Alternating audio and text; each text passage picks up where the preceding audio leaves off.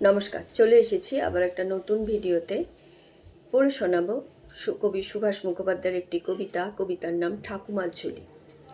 এ দুয়ারে যায় দূর দূর, ও দুয়ারে যায় ছেই ছেই, সুর আনিত রাজ্যে দিল হানা, পাথর চাপা কপাল যার সেই, ঘুটে করুন ইচ্ছানা।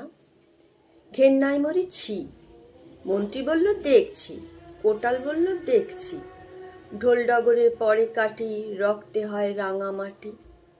কারে না কেউ ভালো মানুষের ছাপ, 7টি চাপা 7টি গাছে, পারুল বন রইল কাছে। দণ্ডকে যায় ধর্মরাজার কলের ডুলি, এই গপ্পে ভর্তি করে ঠাকুমার ঝুলি। খুবই ছোট্ট একটি কবিতা, কবি সুভাষ মুখোপাধ্যায়ের ঠাকুমার ঝুলি পড়ে শোনালাম।